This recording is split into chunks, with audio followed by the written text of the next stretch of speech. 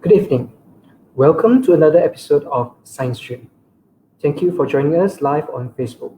We hope you and your loved ones are safe and healthy during this pandemic.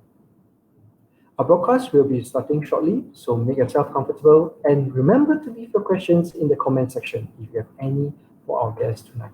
See you shortly.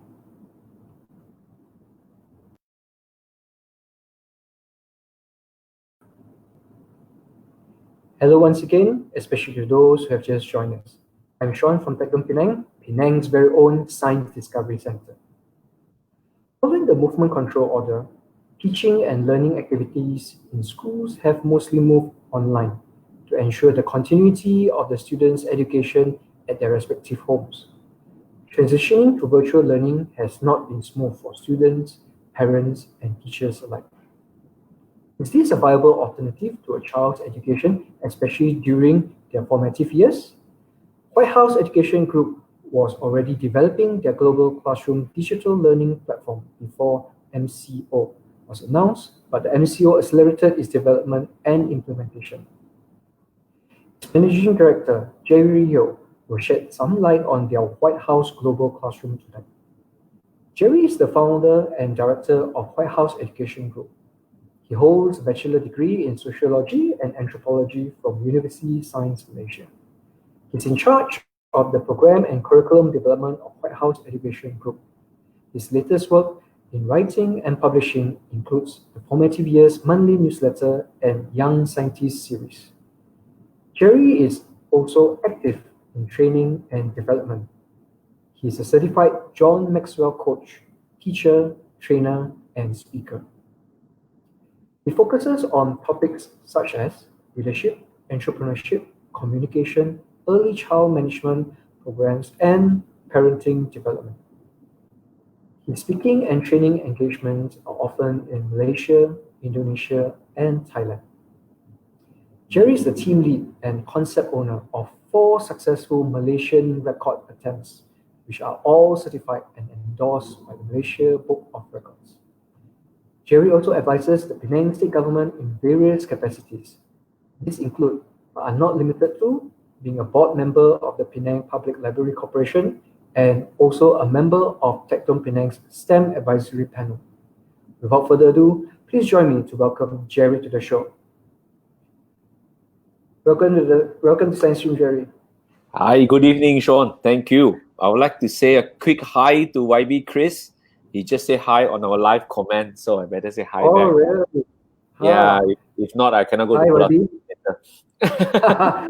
Can I have the famous Bangkok lane mee goreng or the lok lok? Exactly. Yeah. So I better say hi. Hi, YB. Thank you for agreeing to be on the show. So pleasure. tell us, why did you choose the name WhyteHouse? Did you get inspiration from 1600 Pennsylvania Avenue? On the contrary, it's because of 16 Pennsylvania we are using a different word, basically. So what happened was we started 10 years ago, 11 by this year, 11 years ago. So usually we don't count this year because due to the pandemic, I think this year is goner anyway. So basically, 10 years ago, what happened was when we started the kindergarten, we always believed that the school should be it's a very important and sacred place for students and children.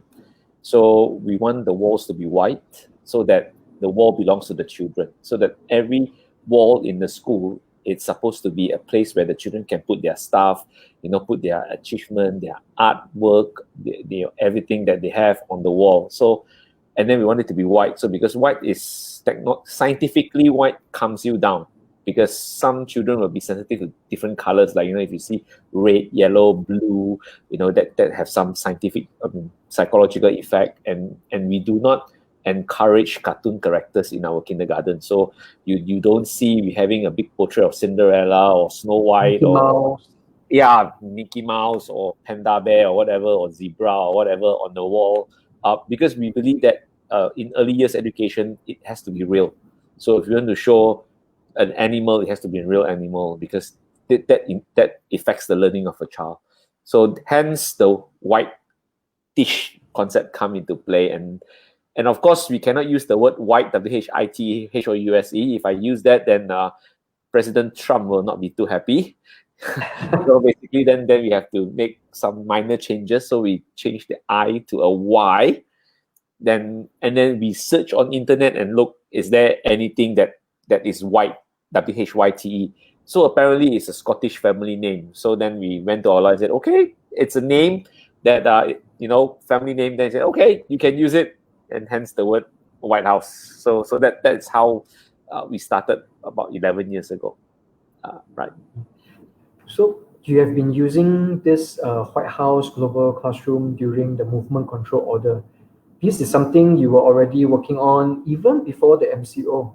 Tell us what this White House Global Classroom is and the story behind this. Right. We were actually working with, internally to create a White House Global Classroom app. The whole idea was to use it for teacher training. Because in our industry, right, it's a very unique industry because we work 5 days a week. And then now the government, issued that we have to have a diploma in early child education. That will take away all the weekends plus the evenings. And most teachers will have their own family to take care of and stuff like that. So at White House, we strongly do not encourage large meetings, even before COVID-19, because when they have to come in, and then that takes a lot of time. That time it's used for family time and things like that. And we do have centers both sides of the island. So we have the island and then we have the mainland. So basically, there will be a long travel, and we want them to rest, because the whole idea was, if a teacher do not have enough rest, they will not perform well when it comes to teaching. So the teacher needs time to rest. The teacher needs time to think about what to teach, prepare lessons and things like that. So we did this app so that, what happened was, the best way we feel that, because I come from a training background, so the best way to actually train teachers is not to train teachers, because from what I know myself, training is a 3-day hoo-ha. And after 3 days, you will take a nice picture of yourself with your team members, and then you only see the picture appearing on an iPhone 1 year later as a memory, or on Facebook as a memory. So, and it's very hard to practice, because I can tell you a lot of things on how I'm going to do this, how I'm going to be better, but then again, to implement it, it's a problem. To really implement it on a day-to-day basis, training is just the starting point of it. You really need something called mentoring. So basically, it's all about, we have to repeat it week after week, day after day, and understand the problems when it comes to implementation. And from there, then you can have a long-term implementation. You can't do it like, I want it now. It doesn't work in our industry, because every child is so unique in the kindergarten world. For example, Sean and me, basically, if I'm born 1st January 2020, and if Sean is born 31st December 2020, technically we are 1 year old. 1 year. But Sean is like losing me big time in 365 days. So it doesn't have a real and fast rule. So I can't tell a teacher that, look, you have to teach a 3-year-old child this way, because a 3-year-old child can be born in January, can be born in December. That makes a bit of a difference, and it comes from different background. Whether the child is taken care by the mother or taken care by a grandparent, a nanny, it makes a difference. And whether does the parents speak different languages at home, or they only speak a specific language at home, it makes a difference. So the whole idea was to do that, and suddenly, out of nowhere, COVID-19 came about. So because of the time, and it was a necessary thing to do. Also, what we did was we actually turned the global classroom into a student platform. So basically, we use it as a student platform. But in actual fact, it's still used as a training platform in the afternoon, every afternoon from 3 to 5, where we'll have teacher training at 3 to 5, mentoring at 3 to 5, and we'll use the same platform for day-to-day teaching since the first day of MCO. So that's how this whole thing came about. So How has the response been to virtual learning and teaching? Do the parents, teachers, and students find the switch challenging? Okay, you see, it depends on how you look at it. Technology, if you use it as a way of a communication tool, or are you using as a teaching aid, it's totally different stuff. So what we did at White House was actually to use it as a communication tool. So instead of I'm coming face to face with you, I'm doing the same exact thing in the virtual classroom. So basically, you have at least 2 to 3 hours a day. I will meet you 5 days a week. It runs like a real school. I mean, of course, I'm not going to go too technical about it, but I can give you some points that will make you laugh or ponder. We do not allow children to drink in the class, even if it's virtual. We don't allow them to eat in the class. And believe it or not, they need to ask permission when they go to the toilet, even though the toilet belongs to their home. And so the first 60 days, 70 days, we were doing that. And recently, because the government has said that, look, we're going to allow for reopening soon on 1st of July. So we implement another part of the puzzle, which is children have to wear uniform while we're doing virtual classroom. Because we want it to have a very... Climatized. Yes, we want it to have it like, it's a normal... We are trying to mimic it as a real classroom as possible. So we wanted to mimic it like, look, although you are in virtual, but you can still say hello to your friends. You still have to follow the class rules. You still have to do that. And of course, there are a bit of stuff that we do very uniquely. Like, for example, because it's early years education, I do not allow my teachers to type. So they have to write. So because you see, we're using Zoom, by the way. So Zoom, there's something called a board, a whiteboard or blackboard, where it's a virtual blackboard where you can actually type or write. So the rule that we set for our teachers is that you do not type. The reason is because children at that age, it's too young for them to read type. They are more inclined to seeing the strokes, children writing it on the stroke. So these are things that we are doing. And during the MCO, of course, during the start of the MCO, there are few types of parents. I believe this is across the board, not only in White House. There will be a type of parent who will say that, look, this is going to pass very easily. It's like a HFM. After 2 weeks, you're going to be back in school. So this type of parent will tell you, I'm not going to do virtual learning, okay? I have no time for this. Forget about it. We're going to see you very soon, so don't bother. I couldn't be bothered. Then there will be, of course, another type. So, of course, who knows? Suddenly, 2 weeks become 4 weeks. 4 weeks become 2 months. 2 months become, now it's about 100 days now that we're in MCO. So the whole idea, so there was a transition between the parents' concept. So at first, it was like, look, oh no, I'm not going to do that. Then later they wake up and say, look, if I don't do that, the child will lose a lot of precious time. The first 60 months of a school, the first 5 years or 6 years of a child is so important. So if you lose 3 months of it, it's a really, really big percentage of your time. So these are things that, we do not want that to happen. So eventually, more and more parents become more and more parents become aware that, it's important to follow. But I can tell you, the parents that follow actually had two types of parents. One is like, I cannot control my child. Oh my God, it's crazy. But there are also some who will feel that, look, there is a bonding time for their children. They in a normal situation, they will not know what is happening in school. They will only know what happened during a parent-teacher conference. But MCO totally changed that. That 3 months alone, parents know, wow, this is what your school did. Someone said, you really learned that word in 5 years old? At 5 years old, you really do that? Really? Or you read this Chinese character at this age? Are you sure? Daddy did it at what, from standard 3?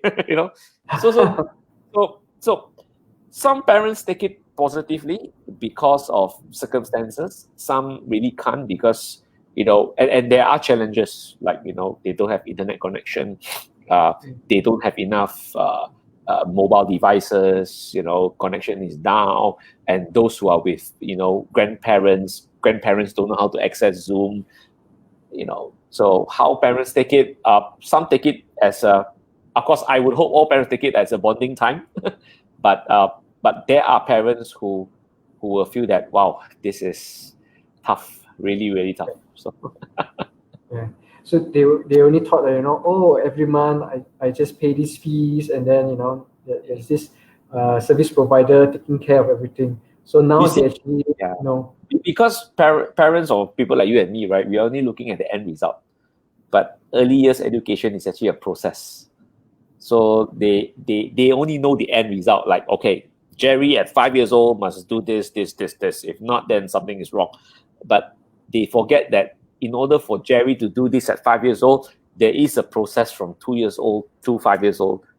That process itself, it's early education. So it's not easy. Yeah. So what are the advantages and disadvantages of virtual learning teaching as opposed to traditional methods? Can virtual learning teaching replace traditional teaching methods? Okay, that depends on the context of education, which part of education you're talking about. If you're talking about earliest education, because of COVID-19, there's no choice, but children needs interaction, especially at that age. They need to touch each other. That's why social distancing doesn't work for young children. You see children hug each other. I will pull your hair, you pull my hair. I'm gonna take your apple. You're gonna take my whatever strawberry, and then get a cry of it. And then for a normal human being like you and me, we will fight for 3 months and don't talk to each other. But for them, tomorrow they are best of friends again after that big episode, and then like tomorrow, like, oh yeah, that's a good friend, So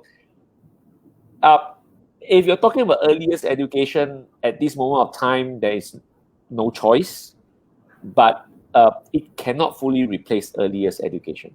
That is for sure, because young children needs interaction. Young children needs the real stuff. They need to touch, to see, to talk, to smell, and to be naughty, that kind of thing. I mean, how much can you run in a 700 square feet apartment? Come on. So yes, to a certain extent, I would say it's able to carry out some of the academic part of it, but the social development part will be quite difficult to achieve in the long run. Short run, 3 to 6 months, you can still live by it, but then again, you might have to rewire the brain again for other mental, I won't say issue, but mental processes problem that's going to be a part of it after 3-6 months. Understandably, younger children would have a shorter attention span. So now with teachers behind screens of laptops, tablets, I'm sure teachers must find it more difficult to get children's attention. Oh, Is don't this worry, the case? we have the some parents will send photo to us or video to us behind the scene. We do see table. we do see games.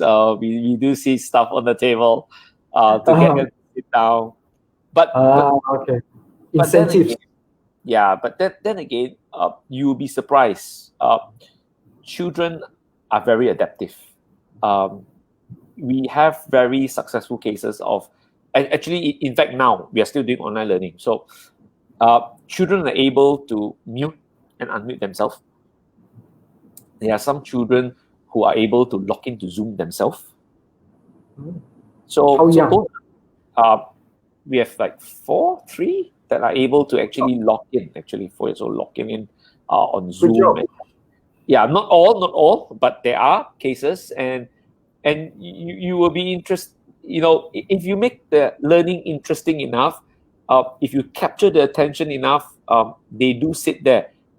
We have a child, I think he's 18 months old, who came into our virtual class for our playgroup classes, the mother texts us and said, look, this is the first time I saw my child sitting on the, on the computer, looking at you all performing, because we do it like a show, for 1 hour.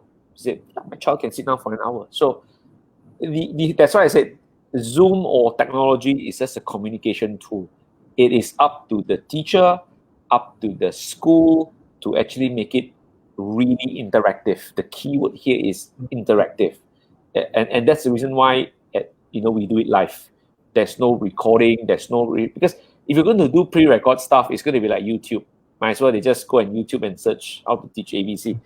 But we need to be interactive enough, two ways. So one of the things I can share what we do was we actually call the child name to make them feel that they're actually in a real school. So I said, hey, Sean, today, all right. So we actually have a list of students, so there's like 50 or 100. Okay, then we said, okay, Sean's name will be the top 5, so we'll call him first. And then after that, we have the next list. So we make sure that we say hello to each and every one of them on a daily basis. So that, hey, hi, Jery.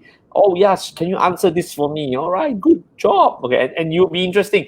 Because some parents are working at home, they are like some in the kitchen, some in the living room or dining hall or whatever. And you can see that they will just, they will call, mommy, teacher call me already, then the mom has to get unmute him, and that kind of things, happens. All right, we have a question here. I think, what is being naughty like for preschool in virtual class? Oh my God, they will eat in class. That's being naughty. That's being naughty itself. I want to ask permission to drink water. They and I can share with you one interesting case. I cannot name the child. I think he's about 5 years old now. Would you believe it if I told you that he actually switched off the internet and switched on the computer, and the mom doesn't know about it? Oh, so he was basically on the computer. Mom was thinking that, look, he's studying online, but in fact he's not. He switched off. It's a true case. I can. Oh. Yes, the child is in my school. So what does he do? He plays games, or no? He just switched on the computer. I think he was playing game or something, but he was not. He switched off the internet totally, so there was no connection. So that's his way of getting away from class. so the parents found out, or your reported? Yeah, parents found out. Because what we do is we actually know that, oh, look who's not in class and everything. So we said, hey, why? I said, hey, and then I said, no, he's in class. And no, definitely not. Okay, then check. Oh yeah, he switched off the internet. Is that naughty enough?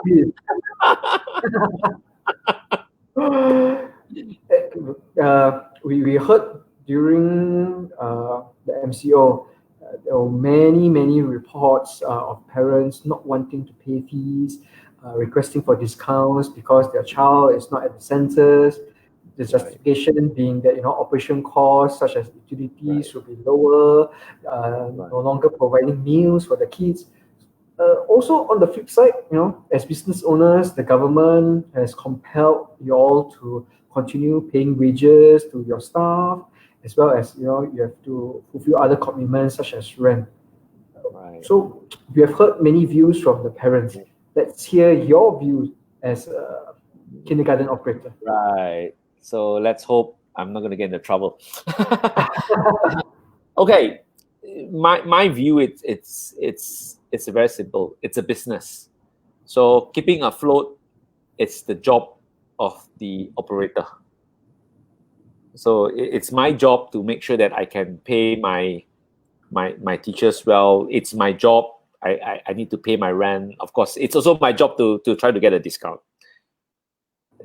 For me, it has to be a very professionally run. And early years education should be professionally run from now onwards. Meaning, like, I give you a very simple example. During MCO, some parents are working every day. They are the frontliners, and I'm pretty sure some of them will have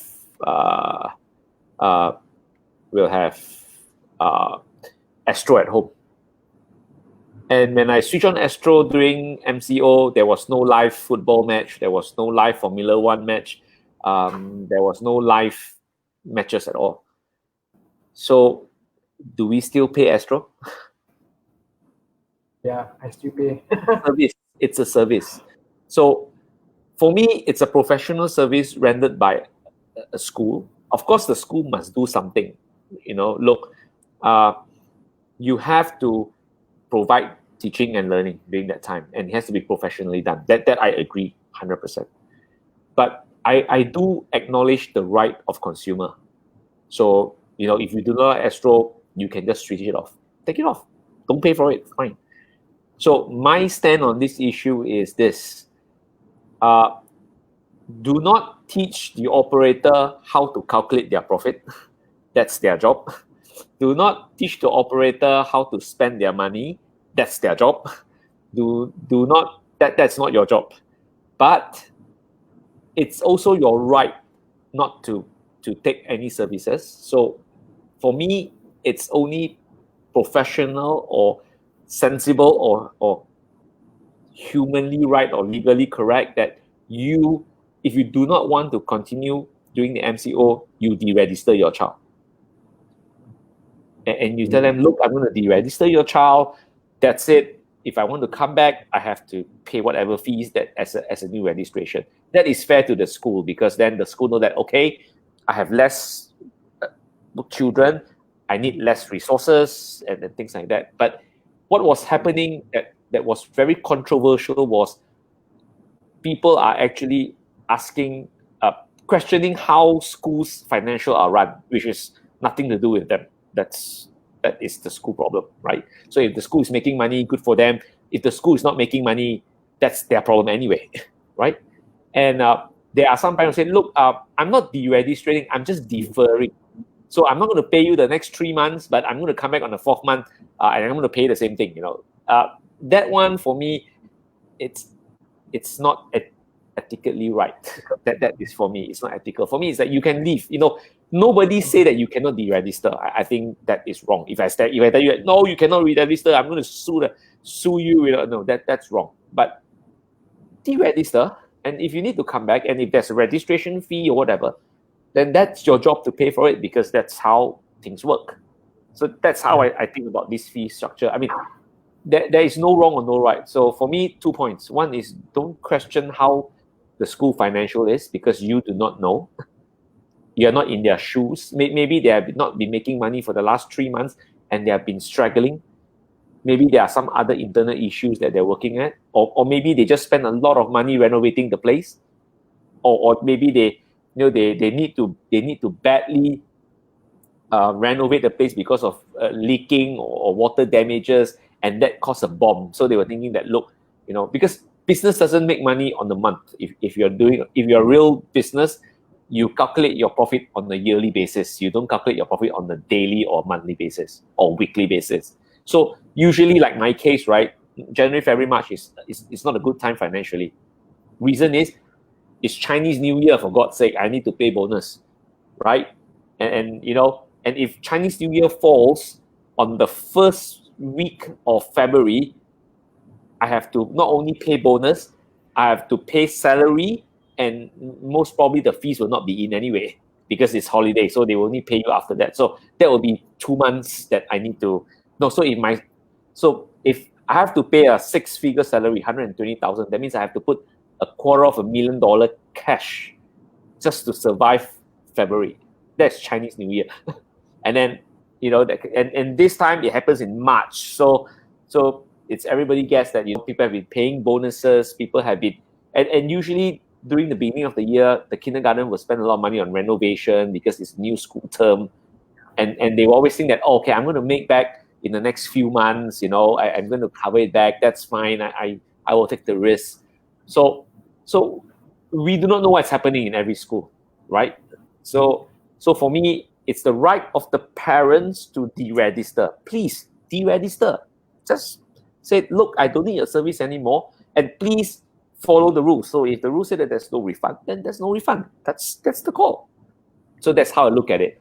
I'm just trying to be fair to both parties. So don't question, because talking about this, I saw some comments like, my son is not eating, and not, it's not your call. It's calculated by the school. Leave it there. That's their job, not yours. Yeah. So you cannot be telling me how I'm running my business, right? You can choose not to do business with me, but you cannot tell me in a very forceful way that, look, that's how it should be. That's how you should charge me. It doesn't work this way, right? It's not kind anyway. Yeah. So, I mean, you mentioned Astro. I believe the other services, if let's say broadband internet service, there will be reconnection fees. I mean, TNB also will have reconnection fees. Yeah, PBA also have reconnection fees. So like Astro, I'm not against Astro, by the way. I still pay for them. But look, there was nothing during MCO. There was no live football matches.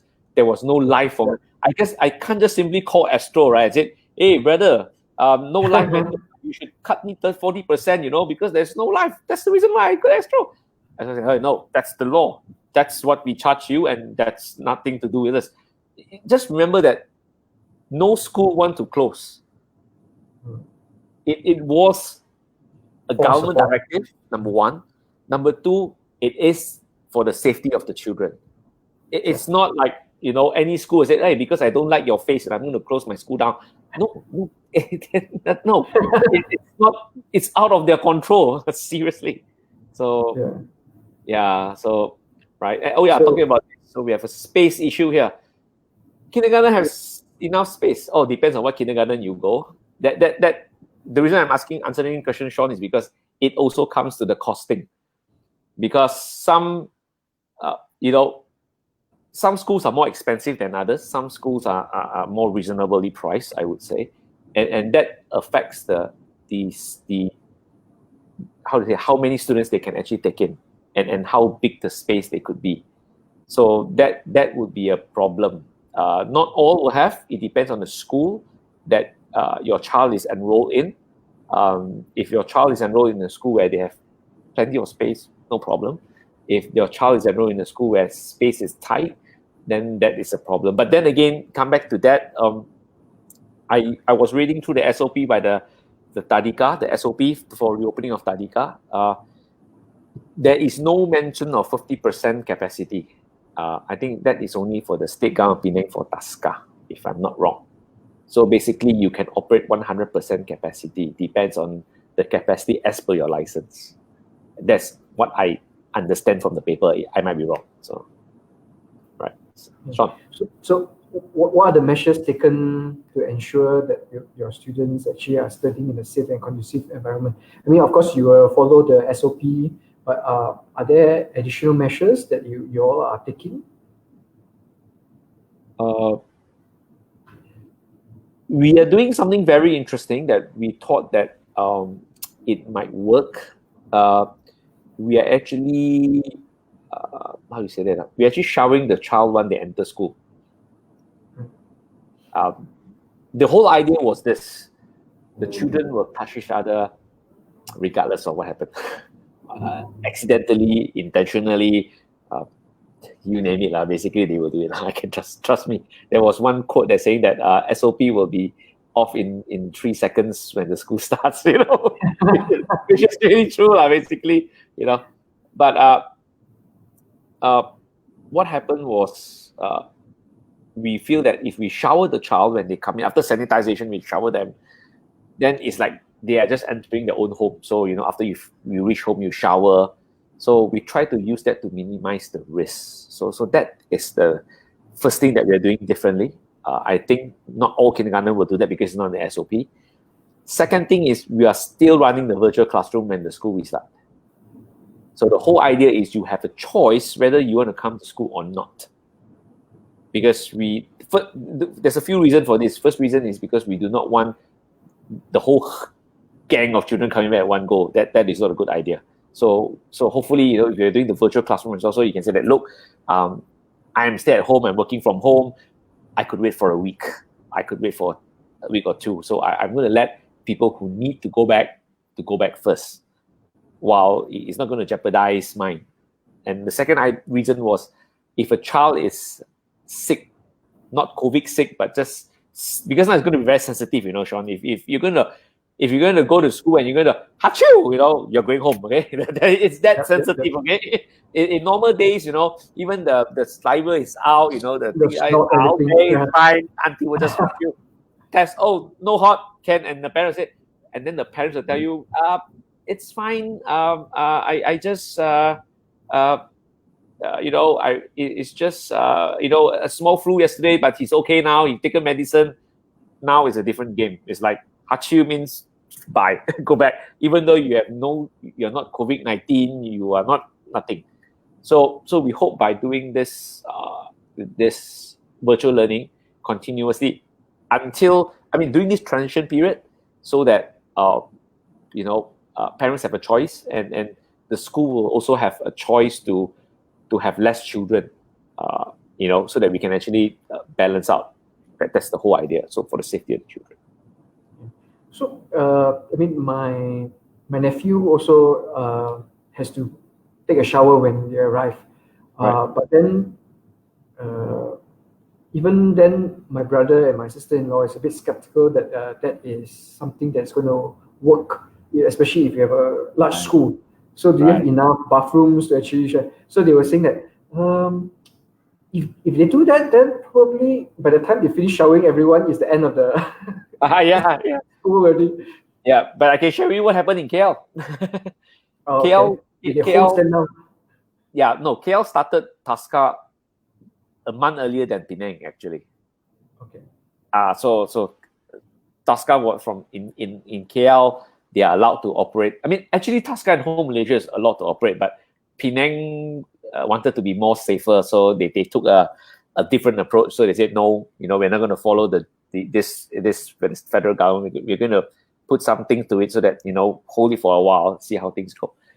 So few friends of mine actually operate TASCA in KL. So what happened was, the first few days it was like mediocre numbers, very bad, and then after that, then nothing happened. Right, everybody just came back. Because it's more of like, I can understand. It's more of a psychological thing. It's like, if I go back, maybe that's just. But once you see, like, okay, his child go back, no problem. All right, his child go back, no problem. All right, okay. I think I better send my child too. So that's what happened. Suddenly, boom. So do you know? Have you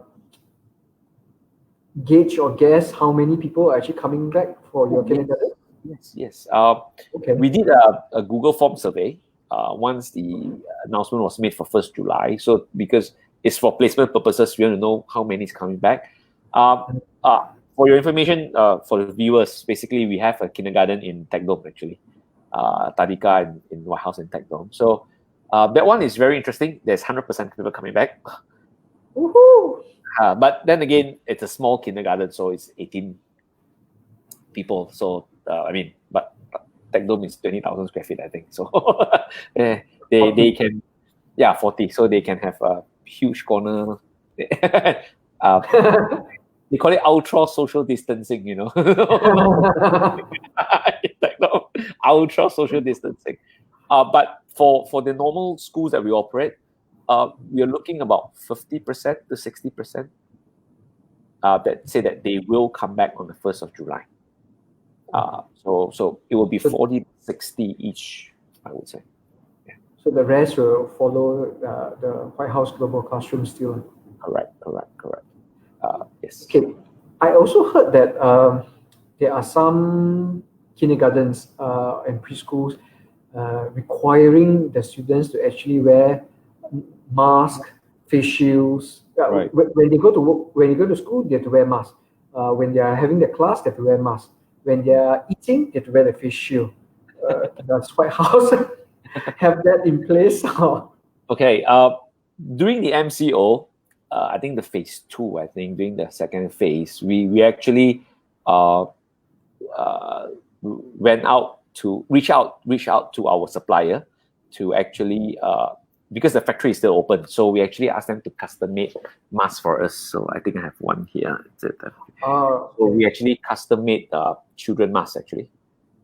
So it's cotton children mask so that they can actually wash, and then you have this small part that you can put something in, and then you have so these are all the reason why we use this. It looks ugly, I know, but because children's face is different in size, so basically you can actually fit to the children's face, and we actually sent this back maybe about 3 to 4 weeks ago to the house to the parents, so that the children, we strongly encourage the children to practice using this at home, because it will be very difficult to do it on the day itself. But if they're doing it at home, they are so used to it. If they even they wear 15 minutes a day at home, they get used to it. Then we hopefully, when they come back to school, then they are able to do that. For the face shield, we are not doing it, but my teachers are wearing it for those, for arrivals. But we do have plastic boxes, where, we have these plastic boxes where we custom made so that children are able to. Yes. These are for younger children. But for older children, we are not doing that, because I think they are able to social distance, because I feel 5, 6 years old is fine. Because there are, even you see, when you use a lot of stuff, number one, it's going to be breathing issues later. Yes. And number two, the tantrums will start. And number three is we use too many equipment. It might also pose a safety issue for them. So that's what we really don't want. So we're trying to minimize that. But a mask is necessary for now. But who knows? Let's see 1st July whether how many will comply, how many will not. Yeah. So the parents are also concerned that having to wear the mask for long periods, you may not have enough oxygen and things like that, because your breathing you're getting less air each breath. So I think that's why some are choosing not to go back yet. This is a question I need to pose to TechDome Law, because you are the scientist, man. Well, I have to wear for the whole day as well. So I do realize as well that right, that there is some difficulty in breathing. I do realize that you do get less oxygen and you perform not as optimally as before. Right, definitely. So you did mention that the after 3 seconds everything there's no more social distancing, but we know children's more prone to catching and spreading germs. Also, children who have not seen their friends for months would naturally tend to hug each other when they meet for the first time after so long. And also, WhyteHouse students are known to be good huggers. When they see Uncle Jery, they'll hug. So, how do you get young children to adhere to social distancing? How do you get them to stop things that they are naturally going to be doing? All right. So one of the things that we're actually doing is we have done videos on arrival, what will happen on arrival, so to prep the child. So we actually get actors, teachers or teachers' children who come and act, like, okay, now I reach school, what I'm going to do? I'm going to be sprayed, and then I'm going to walk to this square. So all these videos are done, and these videos are done according to every single center. So basically, every single center have their own, I would say, customized video. And in fact, tomorrow, that's what we're doing. Actually, we're calling orientation back. So, but we're not going to orientate the parents. We're going to orientate the children. Telling that, look, this is what's going to happen, this is what's going to happen, and what's going to happen. So with that, we try to hope to, minimize it and trying to, that kind of, it's, at the end of the day, it's more about like what I come back to what happened eventually. It's not about the training. It's more about the mentoring. So basically the first week is like, nope.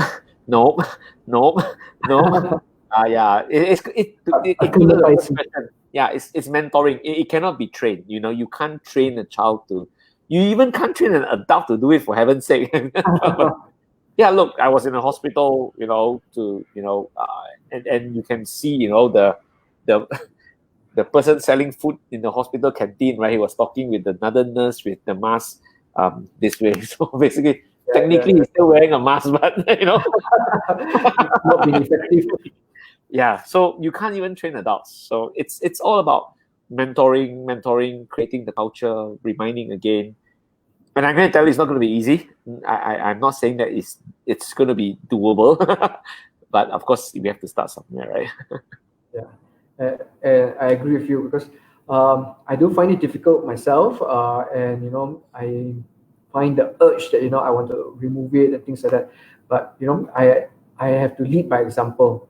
I have to show a good example that actually I'm wearing it also, so that actually my colleagues, my staff, my interns, they also will follow that. Okay, if this is how it's supposed to be, then okay, we should also follow to this. It's for everyone's protection and safety. Yeah. Hopefully, the theory of peer pressure will work this time. Wearing it, perhaps. But I do see in Penang, people are taking it a bit lightly now. Oh, yes. There are some people walking around without their masks. So I really hope it doesn't spark anything. Because Penang boleh, you see, we are COVID free for almost 2 months already, you see. Yay. I think we have passed 2 months. See? Okay, right. Dr. Kong has a follow-up question. Quite a long one.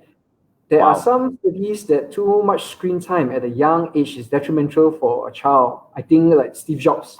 How do you reconcile virtual learning with the necessary use of a display screen? Do you have an opinion? How much screen time is too much for a preschooler? Yeah, so Steve Jobs does not allow his children to. Like what I say earlier, it's not. It doesn't work to have virtual learning, as in the earlier settings. But of course, these are unprecedented times. It's COVID-19, So the whole idea was to balance the children's learning and the children's eyesight quality. So basically, you have to balance it out. So for me, it's more about getting the balance right. I can't give you a real answer because I think there are some studies who have done through it, so I don't have the data. But for me, as long as the children learning is balanced up with health, I think that is justifiable on my side, because it's unprecedented that we have to do that. And hopefully, for me, the joke in the school was that, once they study on the global classroom, then during dinner time, they will not get to see YouTube lah. So that's the. So if dinner time the parents still need to get YouTube, then yeah, that would be bad. That would be, because we have designed it in a way whereby there is breaks in between so that the children can rest. We have designed where there are quiet time in between lessons. There are breaks in between lessons so that we are trying to minimize the health risks. But then again, yes, this is a real issue. So, like the mental issue, so it's a real thing. So that answer. I think there's a comment from Stephen. Oh yeah. Hi Jery, I believe there will be a detailed do's and don't for a new norm to the small kids, which is not easy. Yeah, I think you have elaborated a bit. You see, the whole idea is the safety of the child. It's not about the SOP.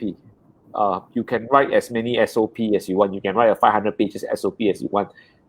First, the implementation. Number two, is it practical? So for me, if it's not practical, then we have to find a way to safeguard the children. The safety of the child comes first, like for example, the bathing part. I know it's not a perfect solution, but look, it's better than you let them touch each other with no shower at all. I know it's not a good idea. I agree with that, but that's basically we are trying to minimize the risk. So that is the thing. And parents have a big role to play to the do and don'ts. I run kindergarten for 10 years. I have seen cases whereby the children told me, Uncle Jerry, today actually I have fever. And mommy say fever is okay, can go to school. Yes. Actually, Yeah. the biggest problem with the SOP, right, is actually telling the truth. If everybody is telling the truth, then the SOP works. If everybody is not telling the truth, or you can have a 1,000-page SOP, it doesn't work. I can tell you, that is where the problem starts. If your child is not feeling well, and share you a good example.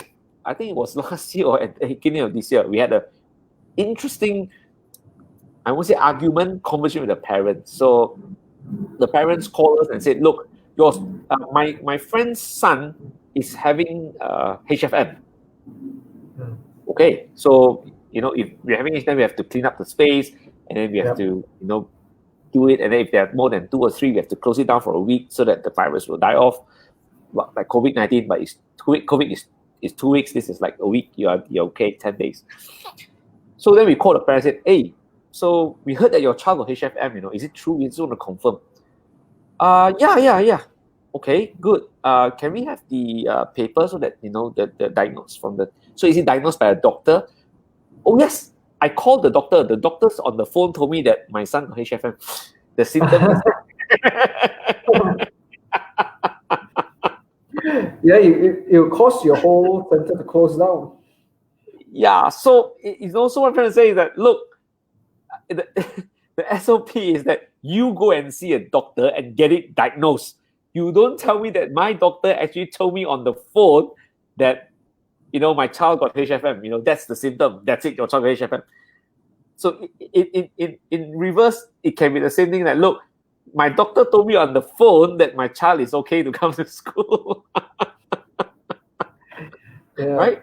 So as long as you are honest, you know that, look, not only your child or your job. I do understand some parents need to work, but there are also other people's job and children at stake. So if you know that your child has some slight irritation, slight fever, slight thing, do the right thing. Seriously, do the right thing. Don't come to school. Monitor your child, check it out. If it's, I hope it's not serious, but if it's getting worse, please go and see a doctor, get a proper diagnosis, inform the school so that things can be done. We are all not doctors, but like the joke from Jason Leong, a really the comedian, during COVID-19, where all the sinsains, all disappeared. Sinsai can apparently can cure cancer, can cure anything but COVID. I find it to be a very amusing joke. So.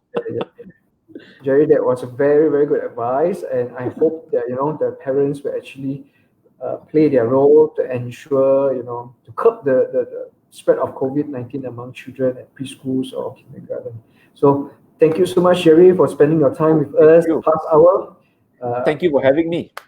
Yeah. We thank all your sharing, your honest sharing, and Yes. we also hope you and everyone at WhyteHouse Education Group stay safe and healthy always. Thank you. So parents, please do play your part and keep your children at home if they are not feeling well. We are in this together. Kita jaga kita. That's all we have for tonight. Thank you for being with us since 8 p.m. You join us again next Friday on Science Stream, same time, same place. Good night and stay safe.